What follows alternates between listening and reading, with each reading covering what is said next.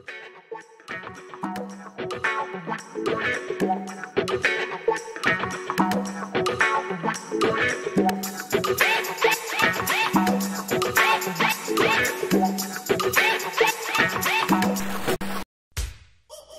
Hawaii Sports Radio Network on 95.1 FM and AM 760 presents Wake Up in the Den with Ku'ule Agbayani.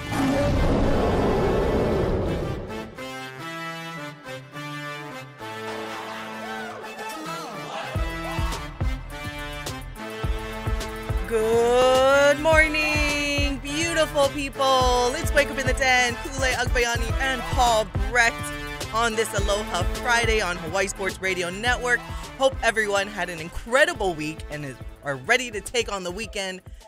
Well, I guess we got to get through the workday first, but you can look forward to the Aloha Friday. Nice weather outside, even though, you know, tropical storm or whatnot, whatever Chaz on Tai said in that report is coming our way. Who knows? But it's a beautiful day today. Our view this morning outside of our new studio is a giant crane that we're looking out there from Heidi and Cook. But it's okay. It's a good thing because they are doing their work on the roof of our building and getting us back in the cool breeze to come pretty soon. So, man, every day is just getting better day by day this week for us here at Hawaii Sports Radio Network. We went from like our old studio, did our first show. What was it? Tuesday was our first show in this new studio, I think? July 12th. Oh, yeah. That was, I was told to mark the day down. July 12th, 2023 was the first day in our new studio. And this is, for me, this is like my third new studio. We were in like another one and then moved next door, and now we're all the way down the hall. So it's been fun. And like we said, you guys are going to see it. It's a YouTube Friday. Yesterday was kind of our initial practice day with our new camera system that we have set up here. But you can actually get this show up on YouTube a little later today or possibly tomorrow. So mahalo to everyone for tuning in. Lots of stuff coming up on this show. We will talk a little bit of Mountain West football as Mountain West Media Days will take place next week. Which will be awkward for San Diego State.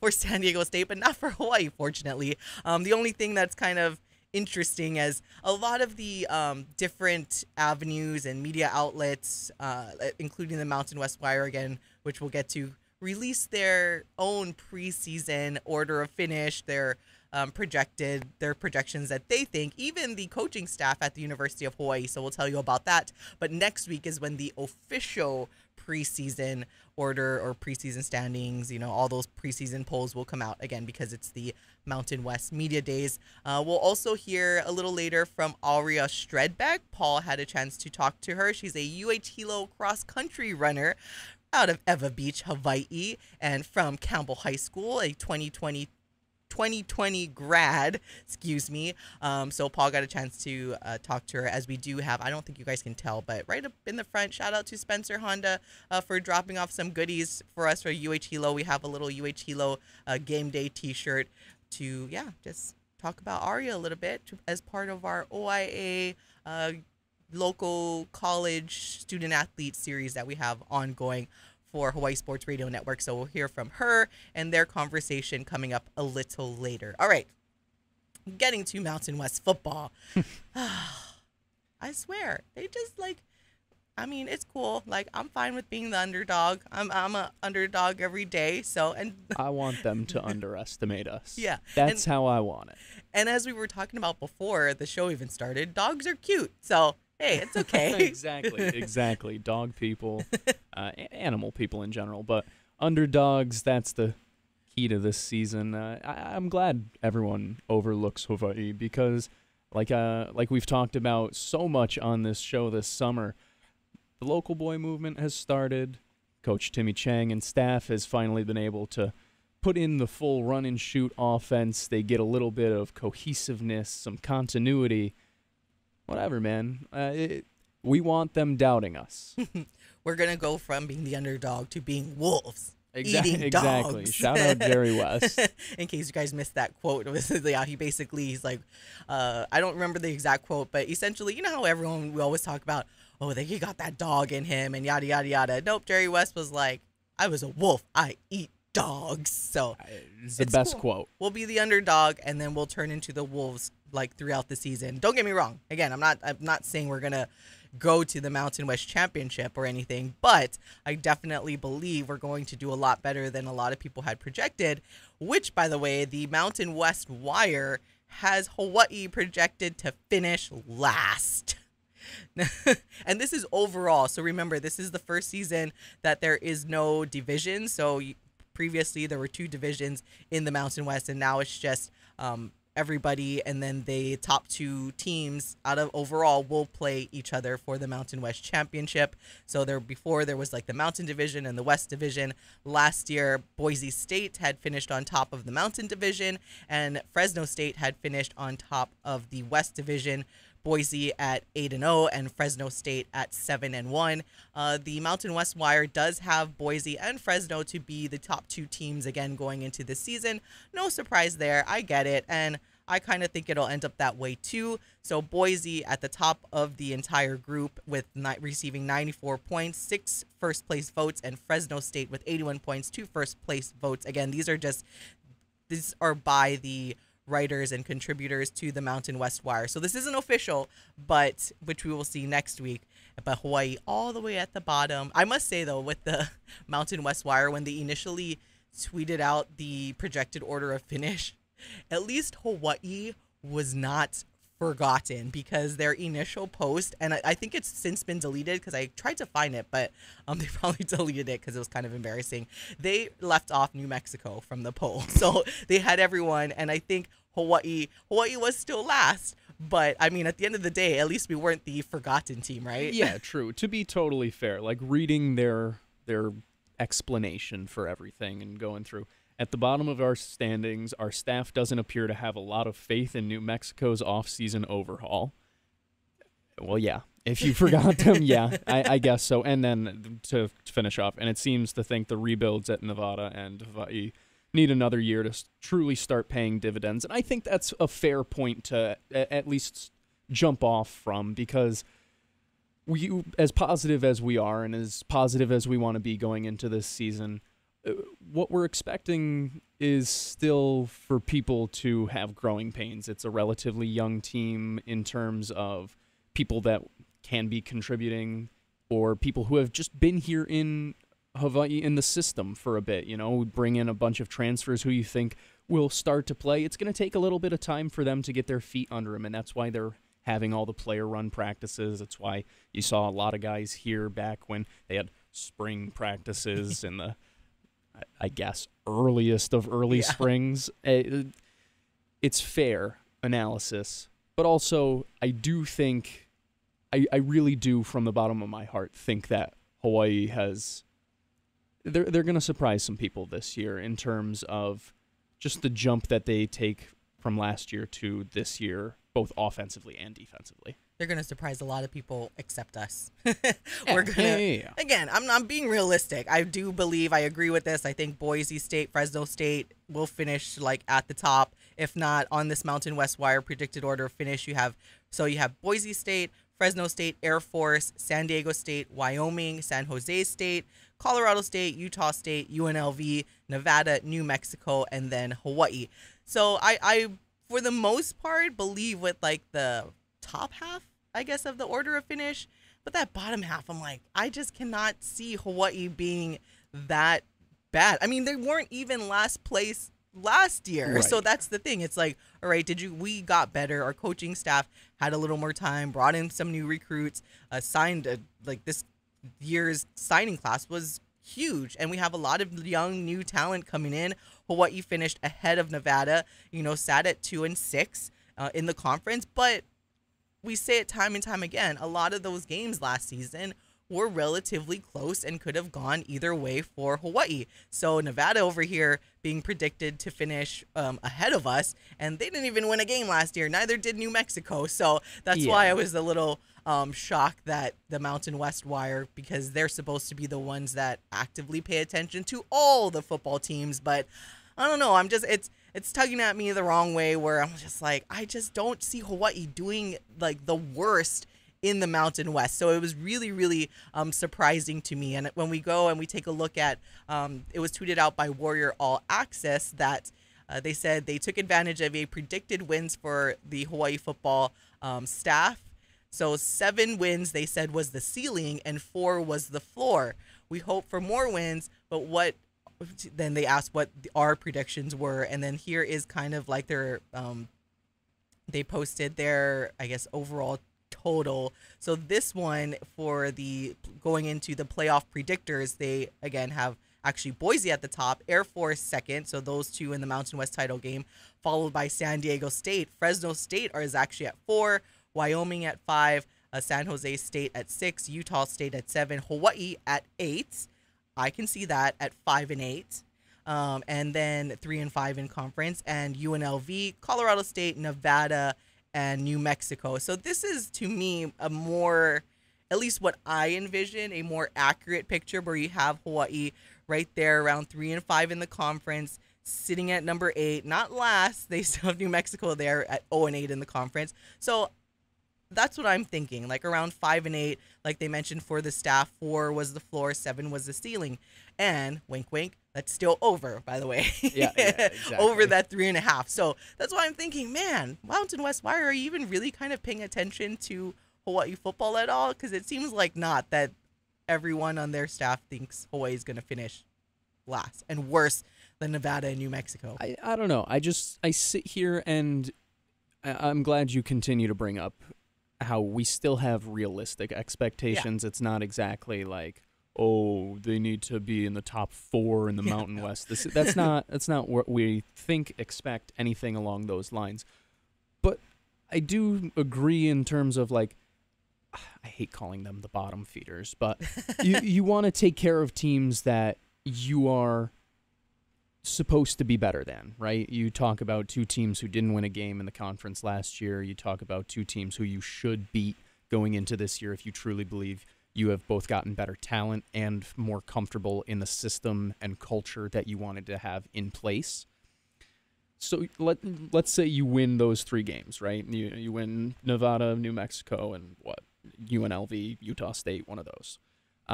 Then all of a sudden you're talking about you steal one other game and you're talking 500 in the conference, right? Also, you hit the over just from conference wins. But you know, and that goes such a long way in terms of a rebuild. And if you're Coach Timmy Chang and staff, I think that would probably be our benchmark. I'm talking to my team and I'm saying our bottom line is we want to go 500 in conference this year because we got to take care of the teams who are going to be at the bottom of the conference, but we also want to be competing with the teams who have a chance at the end of the season and with teams who are going to end up playing in bowl games, because that's how you end up having a successful program. This is a great year to start that process just a little bit sooner before you get all those local boy commitments really into that system. Yeah, and when you take a look at the schedule, so just to recap for those that might not be familiar or want a reminder of what the schedule looks like, the conference schedule anyways, for Hawaii, they open up at UNLV, whoop, whoop, where a bunch of Hawaii people will make that trip on September 30th, followed by San Diego State here at home. Then they go to New Mexico, again, the one that Mountain West Wire thinks will finish better than Hawaii, so that'll be a huge game. So that's a can-win, must-win. So is UNLV. San Diego State, predicted order of finish at the top half of the Mountain West. So, you know, that could go either way, but Hawaii was very much, you know, we get chance.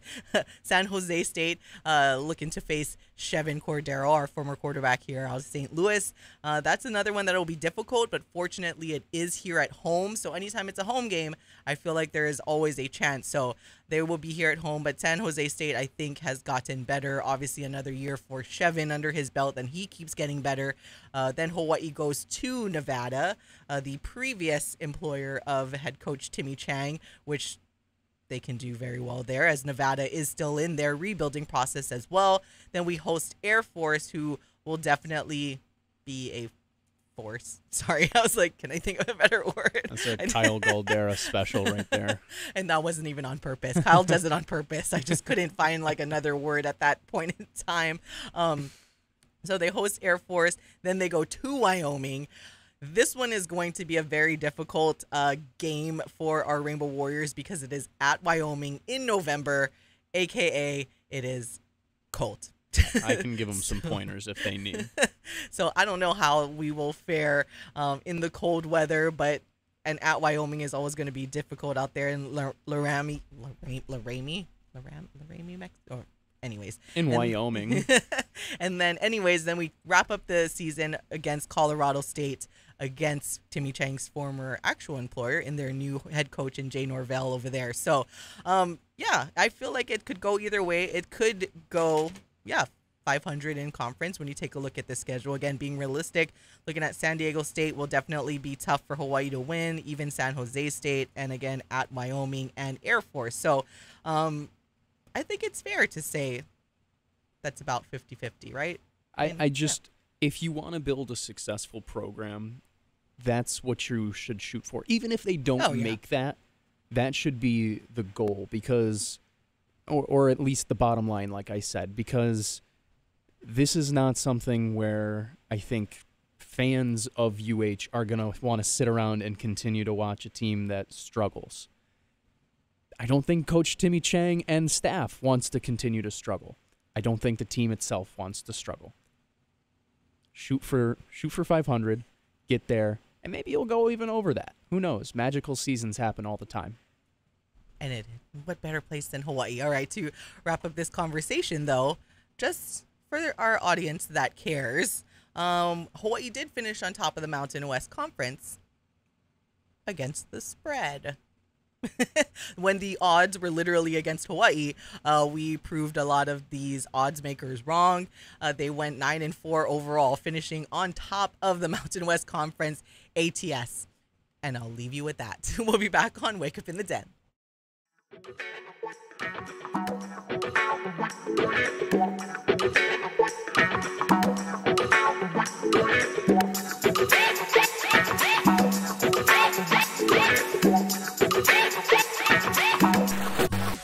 Wake Up in the Den with Ku'ulei Agbayani on the Hawaii Sports Radio Network, 95.1 FM and AM 760.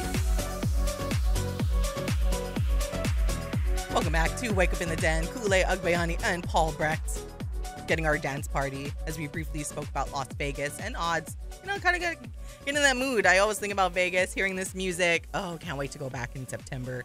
It's weird because every time, I feel like every time there was one year I went to Vegas, I think 5 times. Not like just to gamble or party, but we had certain events and functions that we had to go to.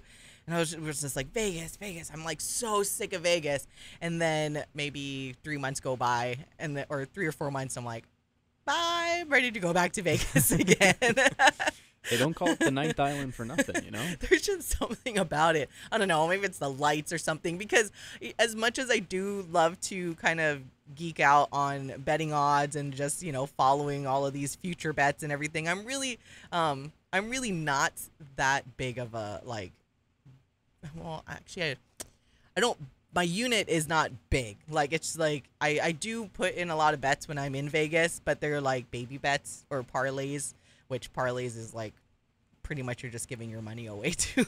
But the odds get so good that you just can't help yourself. You're they're fun. Then it always ends part. It's always one leg. I hate when I'd rather my parlay though blow up on the first leg, because the worst is when you're just you're watching it go through and you're win, hit it, and then that last leg is just and then it gets more dramatic, because that last leg you end up losing by a point or a couple points or a touchdown or something, and you're just this, and you're throwing away your ticket. My worst parlay type of feeling would always be you put in a 6 or 7 leg parlay, and then the first 4 or 5 hit, and then the second to last one blows it, and then the last one hits. That one, it's like a dagger into the actual chest. Oh my goodness. Don't bet unless you are emotionally fully there, because you're ready to take the L. I mean, that's how it is. And that's why I don't bet a lot, because I'm not a true gambling does not run through my veins. No. Where I just think of how much money I'm going to lose. I don't think about like how much money I could potentially win. And that's usually the difference. I've talked about that before when I spoke to my friend who loves to gamble, and she was the one that was like, oh yeah, you're not a true gambler because you think about the money you're risking to lose. But gamblers are just thinking about like, how much money am I going to win? And that's how they keep going and going. I'm like, no, thank you. Yeah, I can't do that. I always, like, it goes all the way down to when I'll play like a poker game with my friends. Like, I go in, I'm like, okay, how much money am I willing to lose tonight? Like, am I comfortable if I end up going home at a deficit? How much is like I can survive that going? God, the people who just think about winning, I mean, more power to them. I love that positivity. That's what we're all about on this show. But it's tough sometimes in the gambling sphere. Don't they? I think my friend is actually, yeah. I looked at his Instagram yesterday. He's actually like playing some high level poker in Vegas right now, but that's what he does. I'm like, okay. Apparently too, he messaged me. That's why he's like, guess what I'm listening to right now while I'm waiting for, I forget what exactly he said, but essentially I was like, I know what you're listening to. It's Taylor Swift. And he's like, last time this happened, it was good luck. And then he texted me back and he's like, it was good luck. It worked. See? Taylor Swift works out for everybody. Anywho, changing it up. I guess, yeah, we got time. We're flowing here on Aloha Friday. All right, switching gears. So we every Friday we play a little snippet to our OIA and local college student athletes here in Hawaii. This week, Paul had a chance to sit down and chat with UH-Hilo cross-country runner Aurea Streadbeck out of Ewa Beach, Hawaii, and a 2020 Campbell High School grad. So this is about half of the interview with Paul. To jump on in, can I ask, what got you into cross country in the first place? Yeah, actually, I used to do like a lot of running on my own for soccer before I started running cross. And one of my best friends from high school actually told me that I should join the cross country team at Campbell. And I was kind of skeptical at first because I knew nothing about cross country or long distance running. So I just took the shot and I went and I tried out for my high school team and that was it. And then I just fell in love with the sport and that's where I am now at UH-Hilo. And you mentioned playing soccer before then. So it sounds as though soccer came before cross country. After you started running cross country, did you see any improvements in your soccer play? Did you feel that soccer helped you run cross country and vice versa? Like, are those two sports something that you feel kind of go hand in hand? Yeah, that's a good question. I've pretty much played soccer my whole life, like club and in high school. And I think cross country definitely did help the conditioning part of soccer because we did a lot of running. So, and soccer with a lot of like movements and stuff like that and like strategy, I also feel like it helped cross country. So they both kind of went hand in hand for me. And I'm really happy that I participated in both in high school. It can be difficult to be a multi-sport athlete and still keep your grades up, but that seems to be something that you've continued to do, is take pride in that student athlete moniker, not just the athlete side of things. Let's go back to high school. Obviously, said you were a Campbell graduate back in 2020. The world was kind of a crazy place that year. I can imagine that you learned a lot of skills and you were forced to kind of adapt during the end of your high school career. How did Campbell help you prep yourself for your future, both academically and athletically? I really think because I took a lot of like upper level classes, AP classes, early college and stuff like that in high school, it really helped prepare me for UH-Hilo and just college in general because the pace and everything is so much more different. For sports, I really think playing in high school and, you know, playing soccer my whole life really helped set me up for college, just the mindset and everything, not just like the physical aspects of playing sports. All right, so I'm curious. This is a little off the paved road, but cross country and soccer. If you could only pick one, would you pick one? And two, would cross country be your pick? I I think now, currently, I would probably pick cross country. Maybe looking back in like the past years of my life, I maybe would have chose soccer, but I've really grown to love cross country. You know, it's kind of like an individual sport, but at the same time, it's a team sport. And it's a very mental sport too. But I've just grown to like really love it. So you say you've grown to really love it. I'm curious. I want to dive into that a little bit more because there are people like, I don't know, probably me and some others who will listen to this who they think, cross country and running for fun almost. And that sounds scary to me. Running long distances for fun. What is it that you really take into account that you really do enjoy about running? Is it the feeling, the post-runner's high that you hear people talk about? Or what are some of the things that you really love about running itself and running, I guess, long distances? Yeah, that's so funny because everyone who doesn't like running says like, wow, you just run for fun as like a sport. And just like, I guess that's kind of true, but I really like running because I like the feeling that it gives me. And it's just like a way to get away from the world, when you're running. And the runner's high part is definitely true too. You'll experience it if you continue to run, but like again, I said it's a very mental sport, and I feel like it's me kind of like fighting with myself a lot. So I like that aspect too, and just being with my team and stuff because, if we try to push to get more towards the front, then we're not doing it for ourselves, but we're doing it for our team. Can you tell the people listening what your major is and what you maybe hope to do with it someday? So my major is kinesiology, which is exercise science, because everyone likes to ask me, what is that? But I plan to go into physical therapy after I graduate at UH-Hilo to get my DPT or my doctorate in physical therapy. Yeah, that's just my plan right now. I've known for a long time that I've always wanted to do something within like the medical health kind of nutrition route, and I picked kinesiology, and I'm happy that I stuck with it, even though some of the classes may be a little difficult. I have my friends, my family, professors and staff at UH-Hilo to help me get through it. Before we go, I do want to bring us back to Campbell because that is kind of the focus of this whole interview series, is how OIA schools helped us or helped you get to where you are now. Are there any teachers, any coaches? Is there anyone back in Campbell that strikes out a memory that you want to give them a quick shout out before you go? I would definitely say Mrs. Valdez, who was my math teacher junior year, and I was also her TA and her teaching assistant my senior year. She was always really chill. I used to hang out in her class all the time during lunch. I really miss her, and she was a really great teacher. So I give my shout out to her.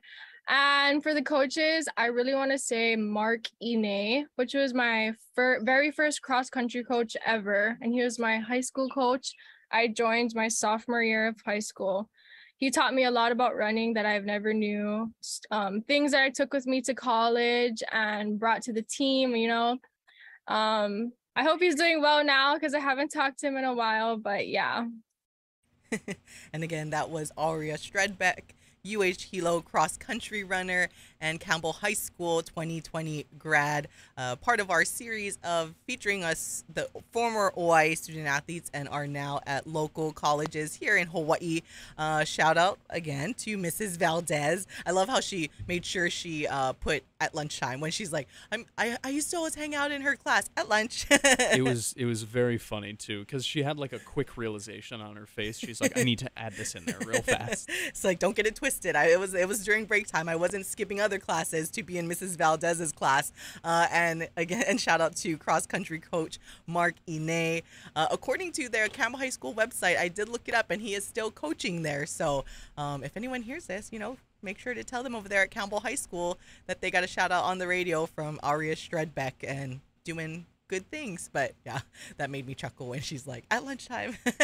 Really good personality, really nice gal, and I really recommend, if you get a chance, go listen to the full interview. She pretty interesting.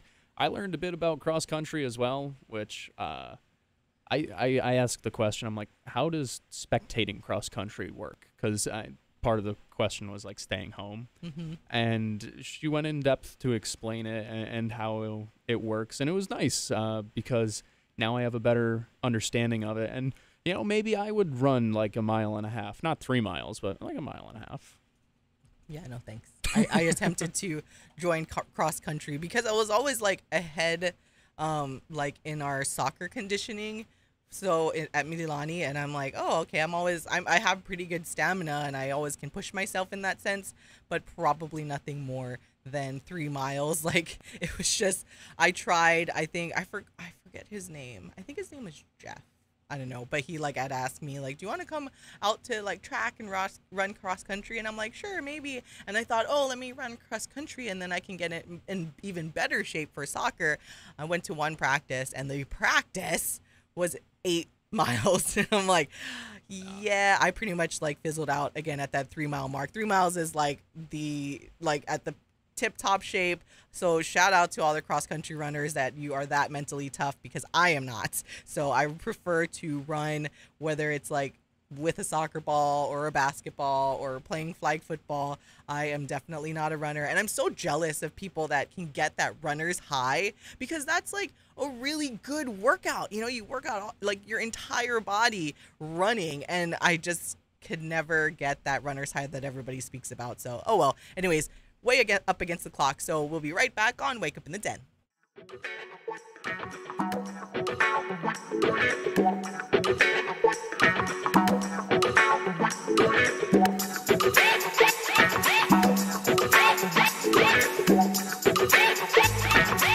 Back to more Wake Up in the Den with Ku'ulei Agbayani on the Hawai'i Sports Radio Network, 95.1 FM and AM 760.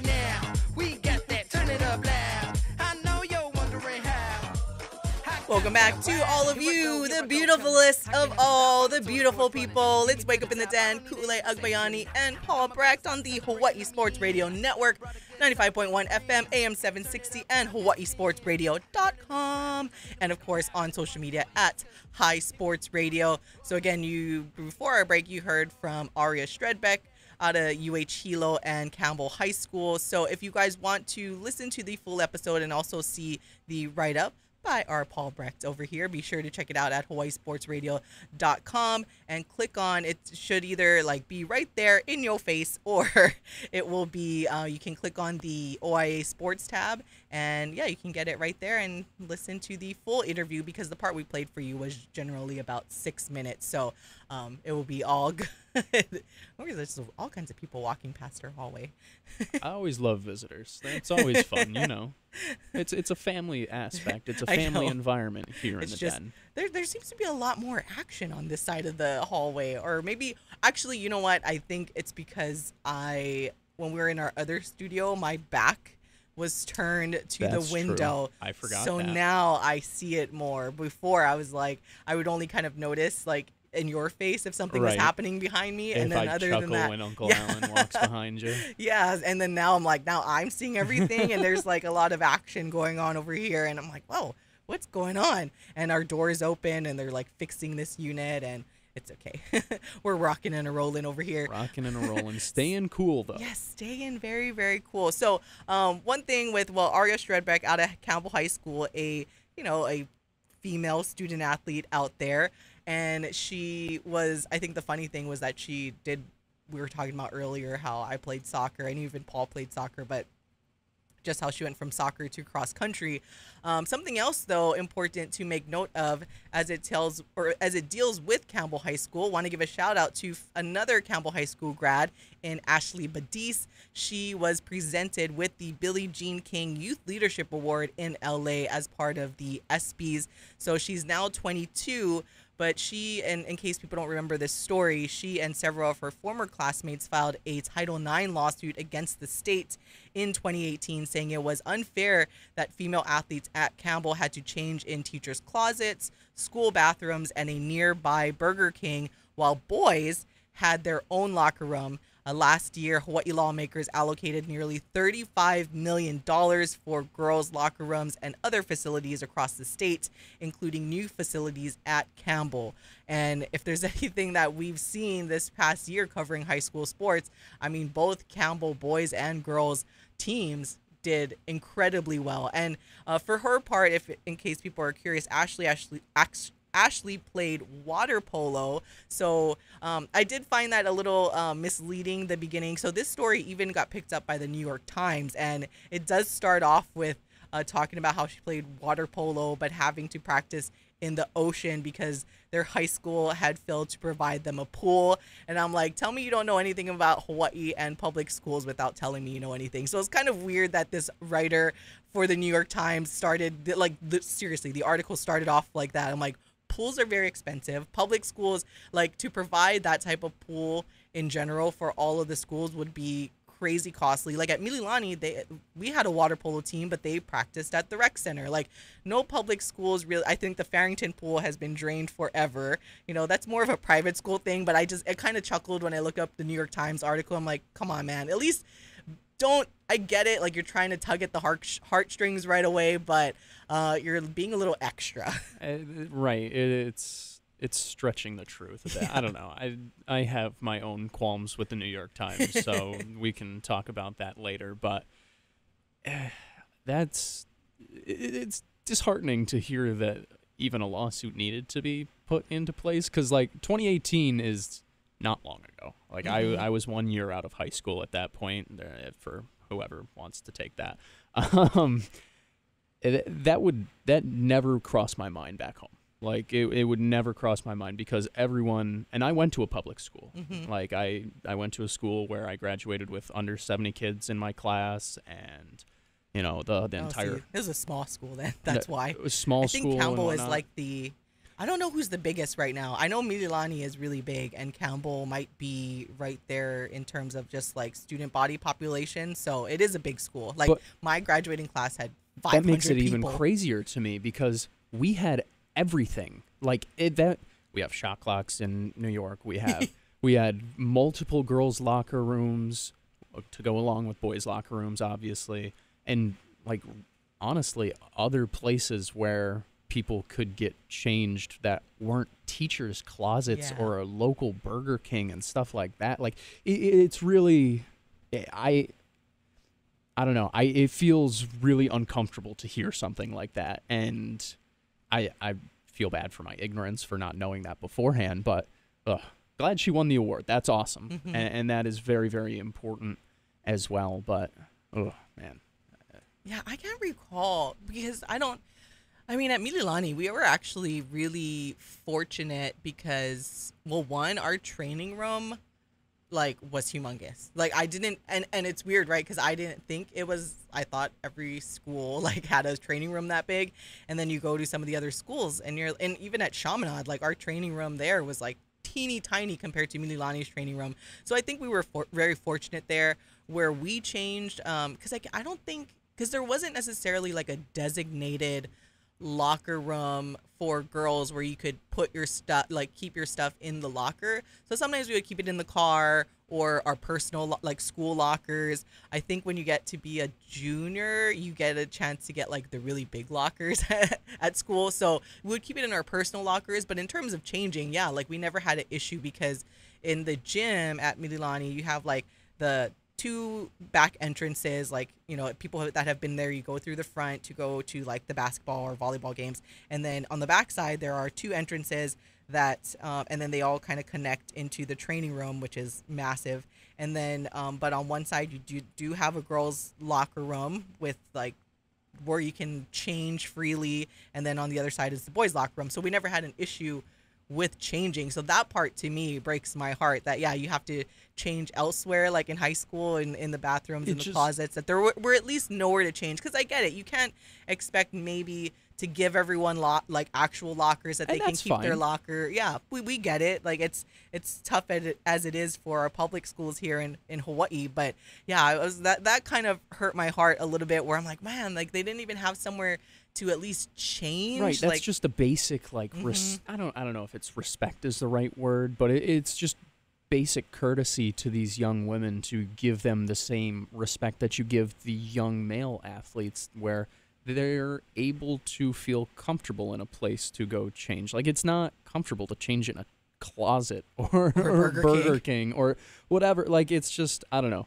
It seems so obvious, I guess, that it was wrong, that it's almost asinine that they had to put together a lawsuit in the first place. Mm-hmm. You know, you should realize something's wrong. So again, shout out to Ashley Badis out of Campbell High School, Yeah, really starting this change. And again, $35 million for the girls' locker rooms and other facilities across the state, and of course, including new facilities at Campbell. And who knows, if it wasn't for Ashley, that if this would have even mattered to a lot of the powers that be that allocate all these funds. So fortunately, great thing. Shout out to her. A well-deserved honor, winning or receiving the Billie Jean King Youth Leadership Award as part of the ESPYs that went on this week. So once again, shout out to Ashley. We'll be back to wrap up the show on Wake Up in the Den.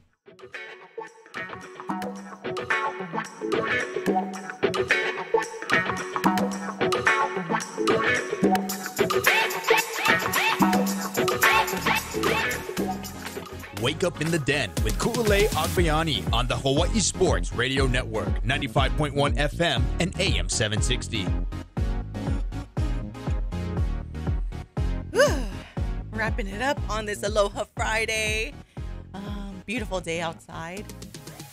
Last night, actually before I get to that story, it is Aloha Friday, YouTube Friday, and of course Fashion Friday. Right now, as I joked the other time that we did this, I have my own style of fashion that's not exactly fashionable, but it's okay. So I am sporting my CB Colt Brennan t-shirt from Barefoot League.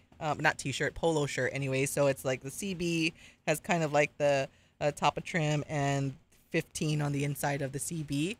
Right here. I'm kind of far, so you can't see it on the camera. And sporting a hat that I found in the pile with the Kelly Green and a UH and the Hawaiian Islands on the side. Hey, yo. This is the other half's hat. But, you know, what's mine and what is mine and what's his is mine. So I just, I just got this. I was like, "Ooh, that looks like a nice hat. I'm gonna wear it." I've heard that one. I've heard that one a few times with my own partner. Mine is mine, and what's his is mine. So I stole this hat, and I'm sure he couldn't be happier to give it to you. Well, he didn't even notice. He was in the other room, and we have kind of like our pile of hats. As you walk out of the door, and I'm like, which one am I gonna do? I was looking at my side of the pile of hats, and then I saw the Kelly Green sticking out. I'm like, I want that one. I think that was my first words to you today when we pulled in. Said, "Oh, nice hat." Yeah, it was actually. So, see, and there you go. You were wearing it Ken Griffey style too, you know. I was. For people, I walked into the office like full on like Ken Griffey style, like this. Sporting it backwards. Was having some they just home kind of run like derby threw flashbacks. it on, and I was like, all right, this is what I'm gonna do. And then when the show started, I kind of made it normal style right here. But when you watch it on YouTube later, you will see that I did walk in Ken Griffey style with this hat on. So it's our fun Fashion Friday, and Paul over here is sporting his Nirvana with the little funny face. Are you a big Nirvana fan? Not like big, but I enjoy. And also, I just really like this shirt. It also matches up. I have some green shorts that are like, not towel shorts, but that kind of material. And it has the same exact face on it. So normally I like to match those up, but I haven't done laundry in like a week. So I'm slacking a little bit. I don't have the full outfit for our Fashion Friday, but also just trying to stay cool. So I got my athletic shorts on today. Yeah, maybe we'll have our even... We can start dressing up starting next week. Dressing up a little more on the show and studio as we'll have air conditioning. Full tuxedo, you know. All right, to wrap things up, saw a fun little thing on Twitter where it's like, what's the most random TV movie quote you say most often? And I was like, ironically, I don't know, I haven't said it in a while, but for a long time I was stuck on this quote from this wouldn't even surprise anybody. So I don't think it's random to everyone that listens to the show in terms of myself. But I would always say this quote from Bruce Almighty where he's like, beautiful, and I always would spell it out. So that's kind of the thing. If I see something like, if I see something cool outside, I would just be like, that's beautiful. That's funny you say that, because I've used that pretty often in the past as well. It's just beautiful. Yeah. And it's just something like that, because it flows. It's fun, and sometimes it's just boring. Be like, oh, that's so beautiful. Yeah. Like, yeah, everybody knows it's beautiful, but do they know it's beautiful? Exactly. It just adds that extra emphasis on beautiful. But that's kind of my random movie quote. I asked the other half this morning, like, what is his? And his is actually, I asked it wrong because I couldn't remember what the exact thing posted on Twitter was. I didn't realize it was most random TV/movie quote. I just asked him what his favorite movie quote was, and it instantly, and I think it's a lot of people, show me the money, Jerry Maguire. I don't think that's any surprise, and if you know him, that would be no surprise. Like, he said it like that when I was like, what's your favorite movie quote? Show me the money. Show me the money. Show me the money. I'm trying to think of random ones. Like, I probably use, here's the thing, I don't really say a bunch of quotes that often. Yeah. Younger me would have a lot more, because I actually remember I put out a Facebook post way back in the day when I was in high school, because that's what you do. Yeah. And it was like, oh, what's one phrase that you associate with me? And I had 40 comments on it from people. I think about that now, and I'm like, I'm sure I could do that again. Other people notice those a lot more, I think, than we do, because I just kind of go about my life, and the first thing that pops into my brain, I just kind of say a lot of times. So sometimes it's from the TV show or a movie or whatever. My family loves you can't handle the truth. Oh, yeah. That's we love that one. But again, I don't consider that random. Right, well, and that's kind of the thing. It's it's not that random. I use, I guess, from The Office, it's oh my God, it's happening. That scene. Oh. Whenever that happens, something crazy in sports happens, that's I'll use that type of deal. But I don't know. Outside of that, it's just kind of random words that sprout out of my mouth. I'm going through some of the under this, some of the comments in this Twitter feed. This is one that this is when I say, if you're not first, you're last. Yep. What was it? Talladega Nights. That's if you're not first, you're last. Where is this one from? Get busy living or get busy dying? Ooh, that's a good one. That's a good one. And I've heard it before, but I can't remember what movie or show it's from. But I remember hearing it and thinking that's a really good quote. So I need to go look that up where it's from. But that's one of my favorites too now. But yeah, if you're not first, you're last. There's one from Friends. Since we do have this video recording, it's the the thing from Friends, the Ross and Rachel way of swearing. Somebody put a little gif on here. Quick little double tap of the fists, side to side. Of course, another one, not really random. Yeah, see, it's hard to think of random. I just think of things that are already popular, well, that escalated quickly from Anchorman. That's another one that's going our Anchorman twist, though, that I don't know if you heard it. It was when Alan filled in on the show, and I was talking about yep. I'm close to, I was right majority of the time.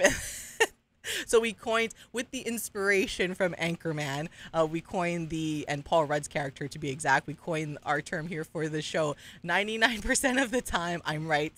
Every time, or all the time, or something like that. I gotta look at it. That's our quote of the show. I should get something printed out and putting it up in the studio. We've been talking about how we need to design the studio or really get into the home decor here in the den. That would be perfect. Right here, right above it, so you could look at it every day. Our guests could see it. They'll get a good chuckle out of it. I think that's something we're gonna have to put into motion there. Put into the budget for our studio redesign. Right there. Yeah. 99% of the time, I'm right every time. I don't know. I thought you guys would enjoy that. I should have like put it out to all of you beautiful people. Maybe I will over the weekend and see if anybody has any quotes that they like.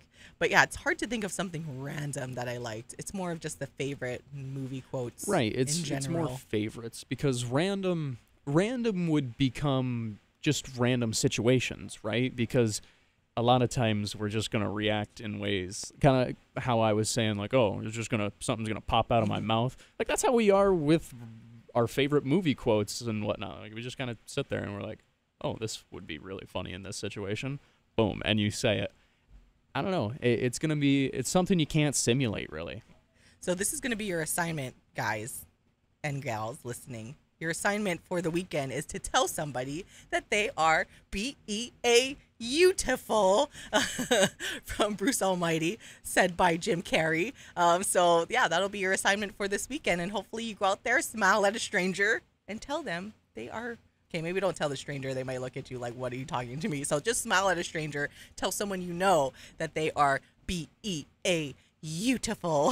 See, it just makes you feel happy when you say it. Well, and that's the thing. A lot of times just spreading positivity is going to go a long way. Yeah. Tell somebody to have a good day. Tell them you appreciate them. On that note, hope everyone has a fabulous weekend. Mahalo for listening. For Paul Brecht, I'm Ku'ulei Agbayani. It's been Wake Up in the Den. Bye.